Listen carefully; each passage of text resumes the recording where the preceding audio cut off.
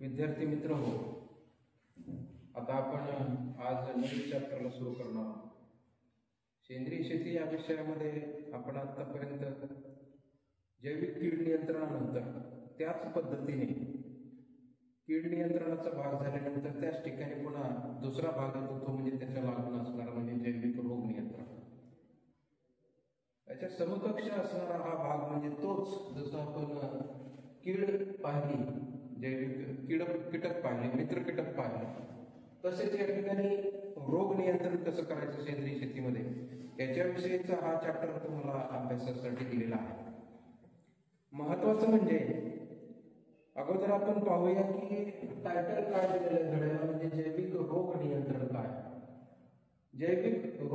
जैविक पद्धतीने रोगाचं नियंत्रण आपल्याला सेंद्रिय शेतीमध्ये करायचं. का करायचं तर हे पहिलं तर एक तर पर्यावरणपूरक आहे. शेतीवर किंवा शेतीशी निगडीत असणारे जे भाग आहेत सेंद्रिय शेतीच्या, ते आपल्याला अवलंब त्यांचा करायचा आहे. आणि हे करत असताना आपल्याला या गोष्टींचा उकाल आपल्याला 100% द्यायचा आहे. हे करत असताना आपल्याला जे काही प्रमुख अडचणी येणार आहेत त्या म्हणजे आपल्याला या ठिकाणी असणारे शत्रू कोणते आणि मित्र कोणते हे आपल्याला ठरवायचे आहे. त्यासाठी आपल्याला कीटकाचं ज्ञान असणं आवश्यक आहे, तुम्हाला माहिती असणं आवश्यक आहे. मी जसं कीटकाविषयी बोलत होतो आणि त्याचं आपल्याला व्हिडिओ पण आहे. त्याचबरोबर रोगाविषयी आपल्याला बोलायचं आहे. तर या ठिकाणी रोग म्हटलं तर त्या भागामध्ये रोग कशामुळे येतो किंवा आपल्या पिकावर रोग का येतो, त्याचं कारण काय, याचा आपल्याला अगोदर प्रकर्षाने माहिती घेणं आवश्यक आहे. कोणतंही पीक म्हटलं तर त्याचं कारण नेमकं काय, तर म्हटलं रोग निर्मितीचं कारण याचा अगोदर शोध घ्या. रोग निर्मिती म्हणजे रोगाची निर्मिती त्या पिकाला कशामुळे होते किंवा रोग का येतो याचं कारण जर म्हटलं तर हे हानिकारक गटामध्ये असलेली एवढी नावं आहेत जे हानी पोहोचवतात. कुणाला हानी पोहोचवतात तर त्या पिकाला हानी पोहोचवतात. कशामुळे पोहोचतात तर ते आपण दिलेलं आहे. निर्मितीची कारण म्हणजे रोग निर्मिती होते, निर्माण होतो, पिकांना रोग होतो किंवा का होतो त्याचं कारण आहे हानिकारक गटात असणारा बुरशी, जीवाणू, मायकोप्लाझ्मा, रिकेट्सिया, स्पायरोप्लाझ्मा आणि सूत्रकृमी. आता या जवळपास तुम्हाला हे जे काही नावं दिलेली आहेत हे 6 नावं दिली. हानिकारक गटात असलेली बुरशी, हानिकारक गटात असणारा जीवाणू, मायकोप्लाझ्मा, रिकेट्सिया, स्पायरोप्लाझ्मा आणि सूत्रकृमी यांचं वास्तव्य वेगवेगळ्या ठिकाणी आहे. बुरशी म्हटलं तर पाण्यावर पण असेल, बाह्य वातावरणावर पाण्याच्या आणि मातीतून होणारी पण बुरशी असेल. जीवाणू बाह्य भागाच्या वनस्पतीच्या बाह्य भागावर किंवा पिकाच्या बाह्य भागावर काम करतात. मायक्रोप्लाझ्मा तसंच अंतर्गत रचनेवर परिणाम करेल. रिकेट्सिया मातीतून काम करेल. स्पायरोप्लाझ्मा पुन्हा तोच अंतर्गत बाह्य रचनेवर काम करेल, हानी पोहोचेल. आणि सूत्रकृमी तुम्हाला सर्वांना माहिती आहे पिकाच्या मुळावर काम करेल म्हणजे मुळावर हल्ला करणार. आता हे सगळं आपल्याला सरळ माहिती आहे. मग हे हानिकारक गटातले या हानिकारक करतात त्याचं प्रमुख कारणच मी इथे लिहून ठेवलंय. ते म्हणजे सूक्ष्मजीव जेवढे आहेत हे 6 बुरशी, जीवाणू, मायकोप्लाझ्मा, रिकेट्सिया, स्पायरोप्लाझ्मा, सूत्रकृमी हे सूक्ष्मजीव स्वतःचं अन्न स्वतः तयार करू शकत नाही. म्हणून त्यांना अन्न बनवण्यासाठी येत नाही किंवा अन्न तयार करू शकत नाही. परिणामी इथे अडचण निर्माण होते की त्यांना मग त्यांनी खायचं काय. म्हणून मग ते काय करतात, पिकांचा आसरा घेतात. म्हणजे त्यांना जे आवडीचे पिकं आहेत त्यांच्या सानिध्यात जातात आणि त्यांच्या सानिध्यात गेल्यामुळे त्या ठिकाणी ते पिकावर या पद्धतीने हल्ला करतात किंवा त्याचं नुकसान करतात. ते नुकसान केल्यामुळं आपल्याला त्या ठिकाणी त्या पिकाला अडचण निर्माण होते. म्हणून रोग त्या ठिकाणी पिकाला निर्मिती होते. थोडक्यात सरळ केलेलं आहे. सूक्ष्मजीव स्वतः तयार करू शकत नाही म्हणून ते काय करतात, पिकावर हल्ला करतात. पिकावर हल्ला केल्यानं काय होतं पहा, लक्षात घ्या. सगळ्यात महत्वाचं याच्यामध्ये विषाणू द्यायचं आहे. याच्यामध्ये विषाणू काय, इथे आपल्याला विषाणू पण येईल, हानिकारक गटात असणारा विषाणू पण येईल, विषाणू हा पण येईल. पण यामध्ये हे जवळपास 7 घटक.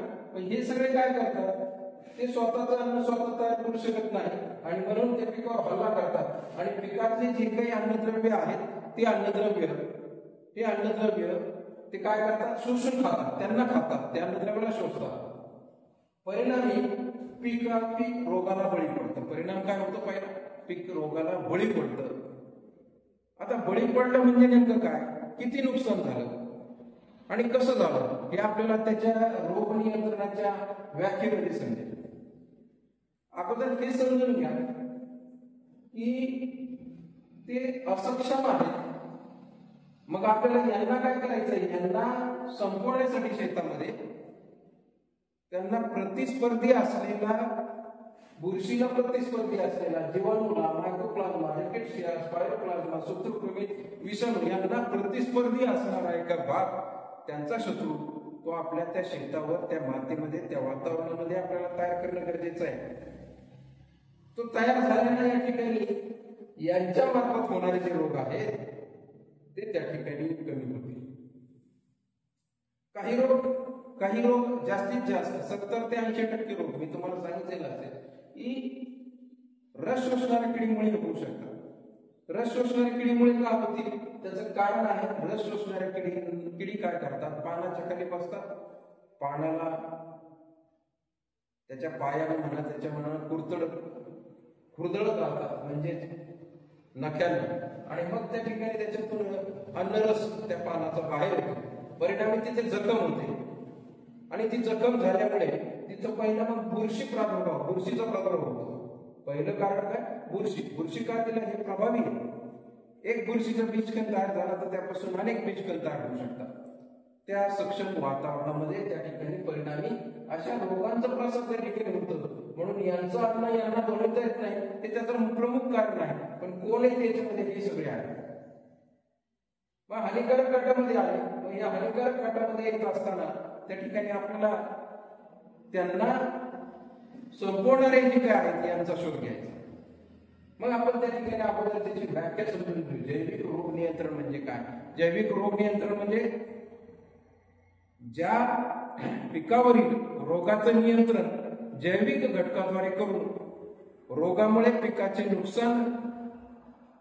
नुकसान आर्थिक नुकसान पातळीच्या खाली नियंत्रित ठेवणं म्हणजे जैविक रोग नियंत्रण. एक लक्षात घ्या, कोणताही रोग किंवा कोणतीही कीड आली तर जसं मी तुम्हाला सांगितलं, नुकसान पातळी आणि आर्थिक नुकसान पातळी.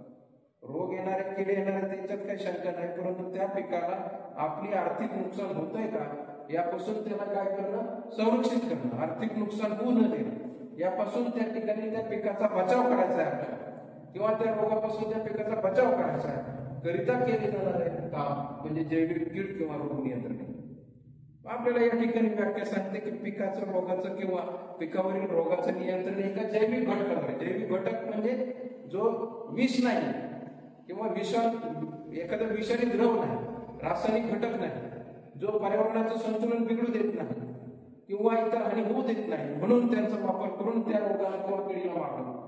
आता इथं आपण रोगाचं बघतो म्हणजे रोगावरच बोलणार आहोत. यामध्ये सगळ्यात महत्वाचं म्हणजे या जैविक घटकाद्वारे. जैविक घटक कोणता असेल, यापैकीच असेल, परंतु तो मित्र असेल, जो पिकाचा असेल किंवा शेतकऱ्याचा असेल, यांचा वापर केला जाईल. जैविक घटकाद्वारे करून त्या ठिकाणी रोगामुळे पिकाचं नुकसान, आर्थिक नुकसान पातळीचं आपल्याला काय करायचंय, खाली ठेवायचंय, म्हणजे नियंत्रित ठेवणं, त्याला आपल्याला जैविक रोग नियंत्रण म्हणायचं. आता या ठिकाणी सगळ्यात महत्वाचं तात्पर्य समजून जर घेतलं आपण तर या ठिकाणी याचा वापर कसा आहे. आज आपण हा सगळा आपल्या निदर्शनास आलेला प्रकार म्हणजे काय, रोग निर्मिती झालं, पिकावर रोग आले तर आपण पहिलं जातो आणि लगेच विष घेऊन येतो. विष म्हणजे बाजारातलं जे काही बुरशीनाशक आहे, कीटकनाशक आहे, हे सगळे घटक असणारे बाजार पदार्थामध्ये हे पदार्थ घेऊन येतो. याच्यामध्ये विषाचा अंश असतो आणि हा विषाचा अंश म्हणजे याला घेत असताना किंवा घेतल्यानंतर त्याचं हाताळणी आणि त्याचा वापर आणि त्याची शिफारस, या 3 गोष्टी आपल्याला माहिती असल्या गरजेचं. आपण कोणतंही रासायनिक विष आपण बाजारातून घेतल्यानंतर त्या ठिकाणी त्याची हाताळणी कशी करायची, कुठं ठेवायचं, त्याचा वापर किती करायचा, वापर करत असताना आपली स्वतःची काळजी किती घ्यायची, हे सगळ्या प्रक्रियेतून आपण गेल्याशिवाय ते विष त्याला हात लावणंही घातक आहे. करिता हे सगळ्या गोष्टी करत असताना आपल्याला सगळ्यात महत्वाचा हा अंश, हा विषाचा अंश, हा घेतल्याच्या नंतर आज आपल्याला बाजारामध्ये ते पिकापासून त्या ठिकाणी त्याचा बळी पडू नये म्हणून या सगळ्यात गोष्टी करत असताना नुकसान होणार नाही आपल्याकडून या ठिकाणी हे लक्षात येतं की पिकाचं नुकसान याच्याकडून जवळपास 20 ते 25% पर्यंत होऊ शकतं. ते होऊ नये त्याचं नियंत्रण करायचंय, नुकसान टाळायचंय. यासाठी आपल्याला उपद्रवी असणारे सूक्ष्मजीव जंतूंचं जेवढं वास्तव्य आहे त्यांचं सगळ्यांचं वास्तव्य ते अगोदर आपल्याला समजून घ्यायचंय.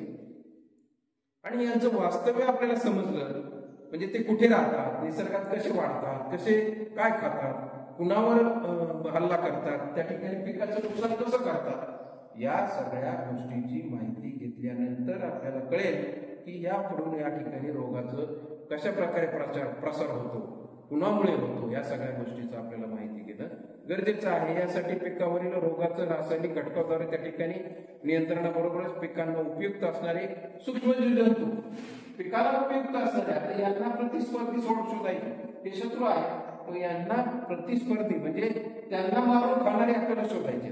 थोडक्यात लक्षात आलं का?